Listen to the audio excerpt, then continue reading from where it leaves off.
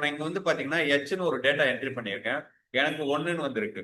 நான் இந்த ஹெச்சை டிலீட் பண்ணேன்னா எனக்கு இந்த நம்பர் வந்து ஹைட் ஆயிடும். நான் இங்க ஒரு நம்பர் என்ட்ரி பண்ணா எனக்கு என்ன கிடைக்கும்? 1ன்ற சீரியல் நம்பர் கிடைக்கும். அகைன் செகண்ட் ரோல இன்னொரு நம்பர் என்ட்ரி பண்ணா என்ன கிடைக்கும்? எனக்கு 2ன்னு கிடைக்கும். இங்க ஒரு நம்பர் என்ட்ரி பண்ணா எனக்கு 3ன்னு கிடைக்கும். எனக்கு எப்போ இந்த பக்கத்துல வந்து ரிலேட்டிவ்லா இருக்க செல்லுல டேட்டா என்ட்ரி ஆகுதோ அப்போ மட்டும்தான் எனக்கு வந்து அந்த சீரியல் நம்பர் விசிபிள் ஆகும். அது வரைக்கும் எனக்கு என்ன ஆகும்? இந்த இடத்துல டேட்டா இல்லைன்னா எனக்கு சீரியல் நம்பர் என்ன ஆயிடும்? இந்த இடத்துல ஹைட் ஆயிடும்.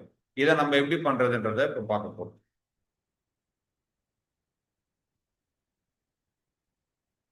ஸோ இப்போ இந்த இடத்துல நான் யூஸ் பண்ணியிருக்க ஃபார்முலா பாருங்க. கவுண்ட் ஏ ஃபர்ஸ்ட் கவுண்ட் ஏனா என்னன்றதை அண்டர்ஸ்டாண்ட் பண்ணிக்கோங்க.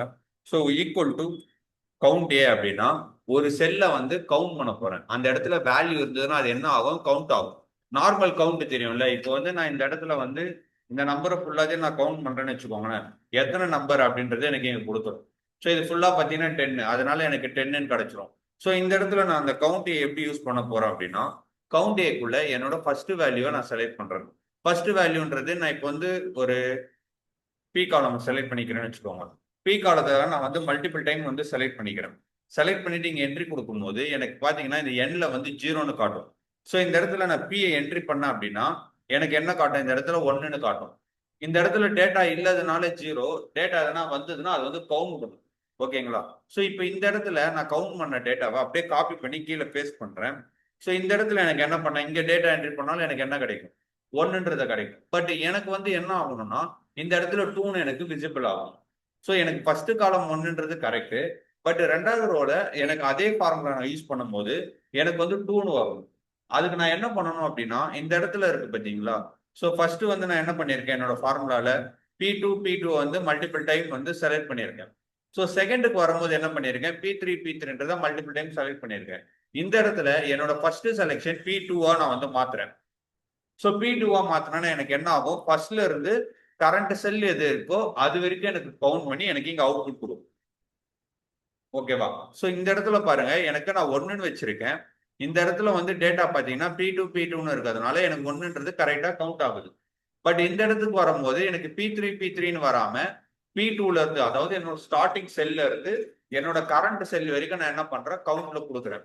அப்படி கொடுக்கும்போது எனக்கு இங்க இருந்து கவுண்ட் ஆகி கரண்ட் செல் எது வரைக்கும் இருக்கோ அது வரைக்கும் கவுண்ட் பண்ணி இங்க எனக்கு அவுட்புட் கொடுக்கும். ஸோ இந்த செல் எடுத்து நான் இந்த இடத்துல போடுறேன். ஸோ நான் இங்க வந்து ஒரு டேட்டா என்ட்ரி பண்றேன்.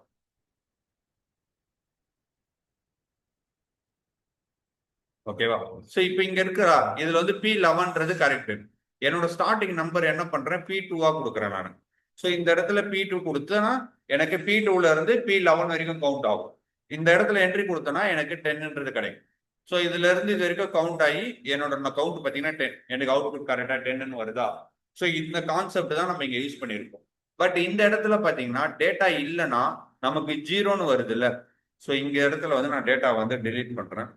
இங்கேயும் டெலீட் பண்ணும். ஸோ இந்த இடத்துல நான் இந்த செல்லை ரெஃபர் பண்ணி தான் இந்த ஃபார்முலா எழுதியிருக்கேன். பட் இந்த இடத்துல டேட்டா இல்லைன்னா எனக்கு வந்து 0ன்னு வருது. அந்த மாதிரி எனக்கு விசிபிள் ஆகக்கூடாது. எனக்கு வந்து எம்டியா தான் இருக்கும். அந்த 0வை அரெஸ்ட் பண்றதுக்கு தான் நான் இங்க யூஸ் பண்ணியிருக்க ஃபார்முலா இஃப் ஃபார்முலா. என்னோட கவுண்ட் ஏன்றது கரெக்ட். கவுண்ட் என்ன பண்ணியிருக்கேன்? டி2ல இருந்து டி2 வந்து நான் செலக்ட் பண்ணியிருக்கேன். இதை நம்ம இப்போ பார்த்தது இது வந்து கவுண்ட் பண்ண போகுது. பட் எனக்கு இந்த இடத்துல டேட்டா இல்லை அப்படின்னா எனக்கு இந்த மாதிரி 0 வர்றதை அரெஸ்ட் பண்றதுக்காக நான் என்ன பண்றேன்? இஃப் கண்டிஷன் இஃப் ஃபார்முலா வந்து யூஸ் பண்றேன். இஃப் ஃபார்முலால நான் என்ன கேட்கிறேன்? என்னோட டி2 பிளாங்கா இருக்கா அப்படின்றத கேட்கறேன். இஸ் பிளாங்க்னா இஸ் பிளாங்க்ன்ற ஃபார்முலா ஓபன் பண்ணிட்டு என்னோட டி2 பிளாங்கா இருக்கா அப்படின்னு கேட்கிறேன். இது என்னோட லாஜிக். இஸ் பிளாங்க் டி2 அப்படின்னா டி2 பிளாங்கா இருக்கான்றத கேட்கிறேன். இஃப் வேல்யூ இஸ் ட்ரூ அப்படின்னா எனக்கு என்ன வரும்? எம்டியா வரும். டபுள் கோட் எது கொடுக்குறோம்? எம்டியா எந்த வேல்யூவும் இருக்கக்கூடாதுன்றதுக்காக டபுள் கோட் கொடுத்தோம்னா அது வந்து எம்டியா கன்சிடர் பண்ணிக்கும். இஃப் வேல்யூ ஃபால்ஸ் அப்படின்னா இந்த டி2 வந்து பிளாங்கான்னு செக் பண்றீங்க. பிளாங்கா இருந்ததுன்னா அது வந்து வேல்யூ ட்ரூல வந்து பிளாங்கா வந்துடும். இல்ல அந்த இடத்துல ஏதோ ஒரு டேட்டா இருக்கு அப்படின்னா ஸோ அந்த இடத்துல தான் நம்ம என்ன பண்ண போறோம்? இந்த கவுண்ட் ஏ ஃபார்முலாவை பாஸ் பண்ண போறோம். பாஸ் பண்ணோம்னா நமக்கு ஏற்ற மாதிரி டேட்டா அந்த இடத்துல ஃபெச் ஆகும்போது டி2ல இருந்து டி2 கால்குலேட் பண்ணும்போது 1ன்னு வரும். டி2ல இருந்து டி5 கால்குலேட் பண்ணும்போது 3ன்னு 4ன்னு கிடைக்கும். ஓகேவா? ஸோ இது கிளியரா? நான் இந்த இடத்துல அகைன் ஃபார்முலா நான் வந்து ரைட் பண்றேன்.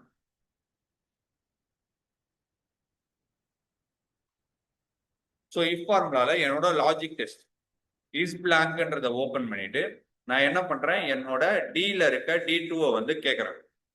பிளாங்கா இருக்கா அப்படின்றத கேட்கிறேன். வேல்யூ இஸ் ட்ரூ அப்படின்னா என்ன வரணும், எனக்கு டபுள் கோட்டை விட்டுறேன், ஏன்னா பிளாங்கா வேணும் அப்படின்னு. வேல்யூ ஃபால்ஸ்னு வரும்போது இந்த இடத்துல நான் என்ன பண்றேன், கவுண்டேன்ற ஃபார்முலாக்குள்ள என்னோட D2வையும் மல்டிபிள் டைம் வந்து செலக்ட் பண்ணிக்கிறேன். இந்த இடத்துல நான் ஓகே கொடுத்தேன் அப்படின்னா எனக்கு வந்து 1ன்னு கிடைக்கும். இந்த இடத்துல நான் டிலீட் பண்ணேன்னா எனக்கு வந்து அந்த 0 வராம எனக்கு ஆட்டோமேட்டிக்கா என்ன ஆகும், பிளாங்கா வந்துடும்.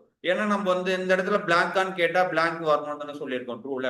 ஸோ அதனால வந்து பிளாங்க்னு எடுத்துக்கும். ஸோ இப்போ இந்த இடத்துல நான் என்ன பண்ணியிருக்கேன், என்னோட டேட்டா என்ட்ரி பண்றேன், 1ன்னு கிடைக்குது. பட் இங்க இருக்க இந்த D2 இந்த ஃபார்முலா நான் காப்பி பண்ணி கீழே பேஸ்ட் பண்ணும்போது என்ன ஆகுது, D3ன்னு போகுது. ஸோ இந்த இடத்துல நான் வேல்யூ என்ட்ரி பண்ணா எனக்கு 1 தான் கிடைக்கும். ஏன்னா ரெண்டுமே என்ன பண்ணுது, D3 தான் செக் பண்ணுது. ஸோ இந்த இடத்துல எனக்கு D2 இருக்கணும், D3 மட்டும் தான் மாறணும்னா நான் இந்த இடத்துல என்ன பண்ணணும், டாலர் போடணும். D2ல என்ன பண்ணணும், டாலர் போடணும். டாலர் போட்டேன்னா நான் காப்பி பேஸ்ட் பண்ணும்போது எனக்கு வந்து ஸ்கிப் ஆகாது.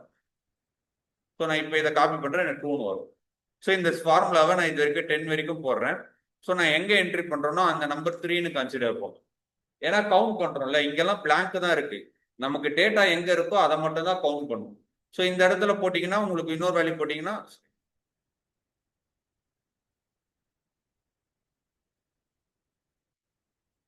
இப்போ இந்த இடத்துல ஒரு வேல்யூ போட்டீங்கன்னா அது 3 கன்சிடர் பண்ணி லாஸ்டா இருக்க வேல்யூ 4ன்னு கன்சிடர் ஆகும்.